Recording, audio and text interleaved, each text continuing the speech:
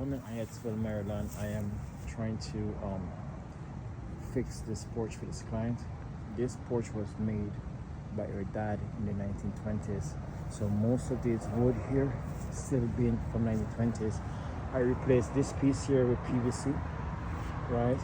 All of these here, I replaced all of them. The original porch rail was right here. That was the height. So I take them off. We repurpose this. We put 3 posts to support the beam, and I couldn't put this inside the wood because the post is there, so we butted this up onto here and use a piece of PVC so they give it a nice clean finish. Alright, so that's what it looks like now. So it's really nice. She loves it.